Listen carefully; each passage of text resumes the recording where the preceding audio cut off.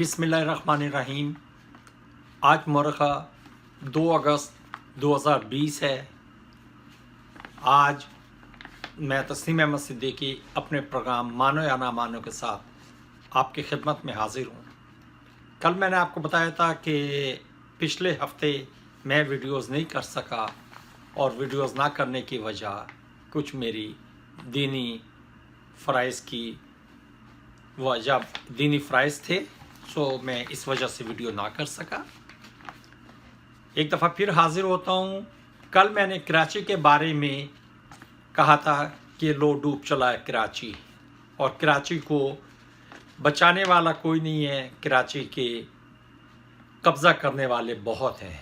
बहरहाल उस पे जो कुछ मैंने कहा, एक दो ने तनकीद भी की और एक दो ने ये भी कहा कि अल्फाज का चुनाव ज़रा ज़्यादा सख्त था। बात यह है कि जब ज़ख़म लगता है, जब घाव ज़्यादा बड़ा होता है तो फिर दर्द भी ज़्यादा होता है। जिस तरीके से कराची को डबोया जा रहा है या जिस तरीके से कराची की अफादियत को कम किया जा रहा है, जिस तरीके से कराची को पसे पुश डाला जा रहा है, इस पे तो मैंने कुछ भी नहीं कहा। अगर मैं इस पे कहता तो बहुत कुछ कह सकता था, लेकिन फिर भी मैंने थोड़ी सी शर्म दिलाई थी सिंध हुकूमत को भी और MQM के गुंडों को भी। मैं MQM की जमात को नहीं कह रहा, मैं MQM के गुंडों को कह रहा हूँ, क्योंकि सिंध पे MQM के गुंडे हुकूमत कर रहे हैं, सिंध की आवाम हुकूमत नहीं कर रही। और हुकूमत भी क्या कर रहे हैं, वो भी मफाद की जंग लड़ रहे हैं वहाँ पे, वो भी अपने मफादात के लिए हैं। वरना अगर उनमें से किसी भी MQM के लीडर को उठा लें तो उसका दामन जराइम से भरा हुआ है। बहरहाल ये बात हो गई। आज जैसा कि मैंने कहा 2 अगस्त है, तो 2 अगस्त को मैंने कहा चंद छोटी छोटी खबरें आपसे डिस्कस कर लूँ। अगरचे पिछले 8 दिन में किसी किस्म की कोई बड़ी तब्दीली सियासत के मैदान में या आवाम को दिए गए मुराद के मैदान में किसी किस्म की कोई बड़ी तब्दीली नहीं हुई, लेकिन फिर भी मैंने सोचा कर लें।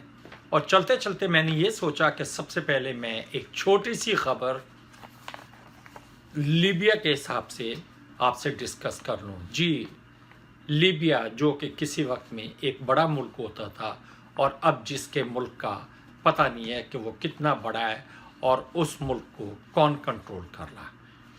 बहरहाल इसके बारे में आज खबर छपी है कि तुर्क अरब अमूर में मुदाखलत से बाज रहे। ये मुत्तहदा अरब अमारात ने धमकी दी है, नसीहत की है, जो भी किया, लेकिन उन्होंने ये कहा है।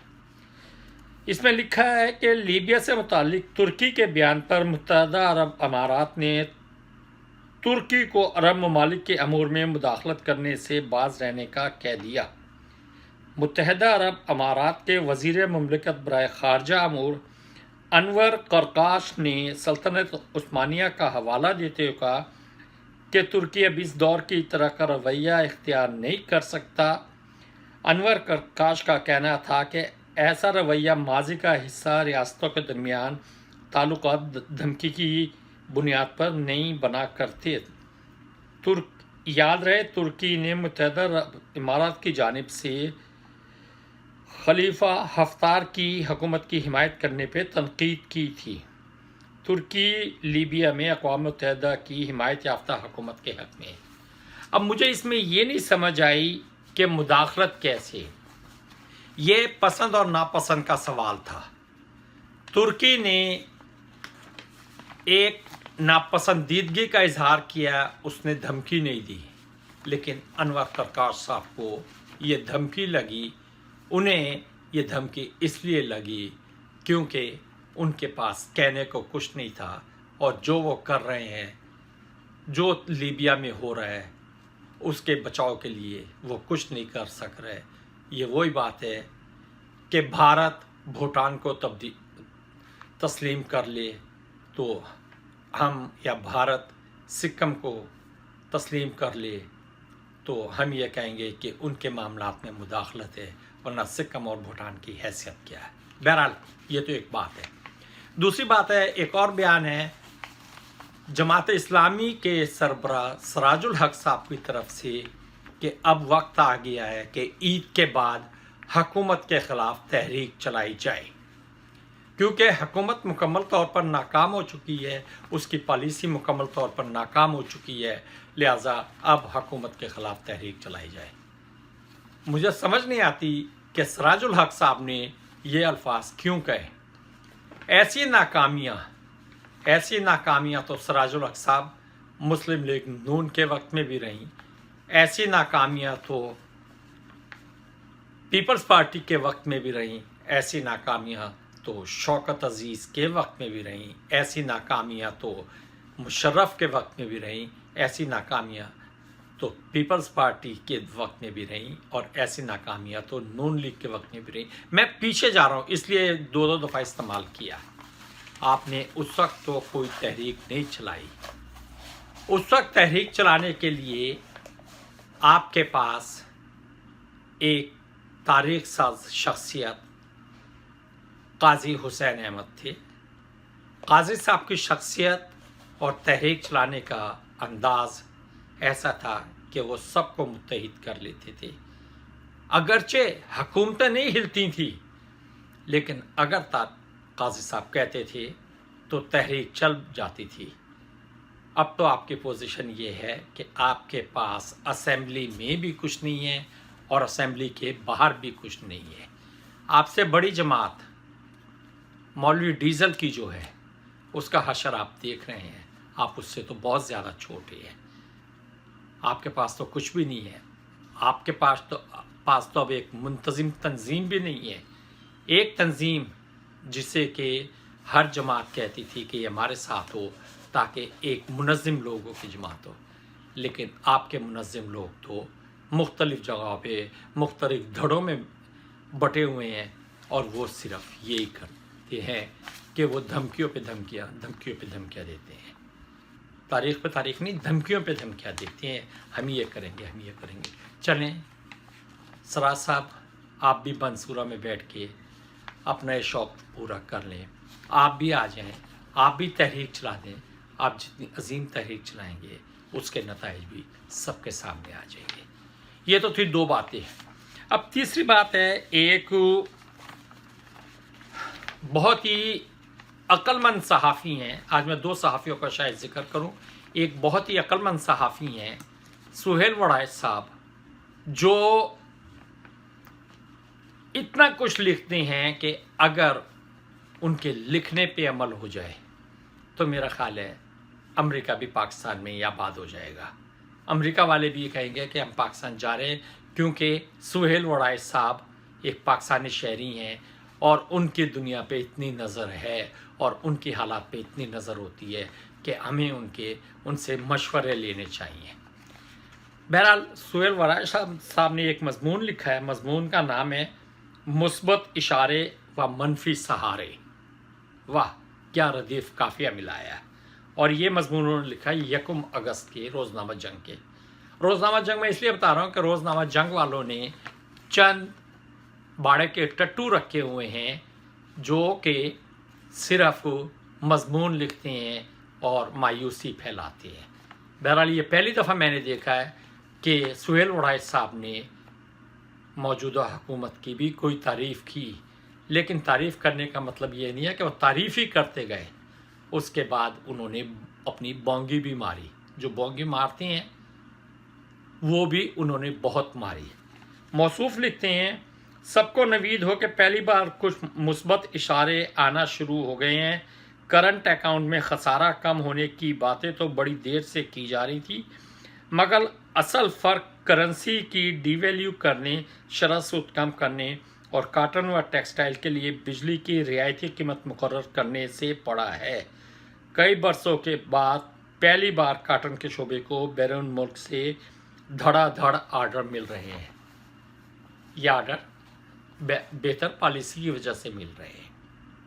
ये पॉलिसी मौजूदा हुकूमत ने बनाई है। फिर आगे चल के लिखते हैं, धागा और दूसरी प्रोडक्ट्स के हवाले से ऐसा अरूज बहुत बरसों बाद आया है। रुपए की कदर में कमी और बिजली के हवाले से रियायत देने के बाद काटन इंडस्ट्री में बहुत तेज़ी आई। इसके साथ तामीराती शोबे में यकायक बेहतरी के आसार पैदा हुए। डिफेंस में प्रॉपर्टी की कीमतें काफ़ी अरसे से इंजमात का शिकार थी, अब अचानक ये कीमतें बढ़ना शुरू हो गई हैं।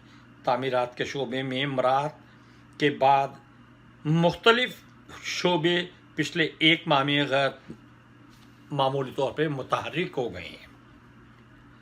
डिफेंस में जायदाद के ट्रांसफ़र के दफातर में गाड़ियों की लंबी कतारें नज़र आना शुरू हो गई। गोया ये तस्लीम करना होगा कि कंस्ट्रक्शन के शोबों को हाल में ही दी गई मराहत का फौरी और मुस्बत असर पड़ा है। ये लिखा, आगे लिखते हैं, अब लिखते हैं ये मसाइल,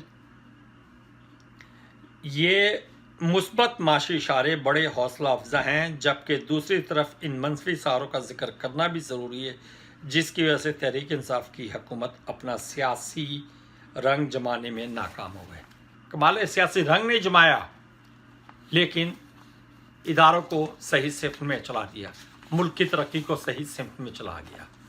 तो वो तारीफ़ ही क्या जिसमें बुराई ना की जाए। वो किसी ने कहा था कि आज एक जानवर देखा, इतना खूबसूरत जानवर उड़ता जा रहा था, तो शौहर ने कॉलर खड़े की और कहने लगा नेक बख्तू, मैं तो उड़ता जाता। कहने लगी अच्छा इसीलिए पर बार बार तुम्हारे ज़्यादा नीचे की तरफ झुक रहे थे। तो बात यही है कि ये तो होगा। बहरहाल अब वो कर रहे हैं 18वीं तरमीम के बाद फंडिंग और डिलीवरी के ज़्यादातर इख्तियारात सूबाई हुकूमतों के पास आ चुके हैं। PTI की पंजाब और खैबर पख्तूनख्वा की हुकूमत तो खुद अपने इस तकवीज़ करदा फ़ंड को इस्तेमाल करने की महारत से भी आ रही है। पंजाब में पिछले माली साल में अपने तरक्याती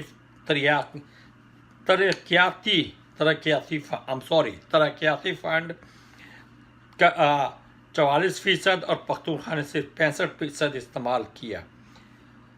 क्या यूँ बेतरतीब पंजाब का 56% और पख्तूनख्वा का 65% बजट इस्तेमाल होने से बगैर वापस चला गया। तहरीक इंसाफ को सूबों में सियासी सपोर्ट का जो सहारा मिलना चाहिए था वो सिफर है। सरहद में कौन सियासी सपोर्ट देगा तहरीक इंसाफ को? मौलाना फजलुर रहमान, ANP? जी नहीं, ये नहीं देंगे। पंजाब में कौन देगा?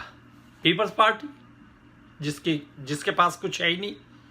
नवाज शरीफ, जो सिर्फ एक चीज़ चाहते हैं कि किसी तरीके से उन्हें जो है बचा लिया जाए, उन्हें माफ़ कर दिया जाए, उन पे से पाबंदियाँ हटा दी जाए और उन्हें दोबारा सियासत में आने दिया जाए, उनकी बीमारियों के बारे में बात ना की जाए, उन्हें बाहर रहने दिया जाए। जब तक हालात सही नहीं हो जाते उस वक्त तक अल्लाह ताला उन्हें बीमार रखे और उस बीमारी के खौफ से।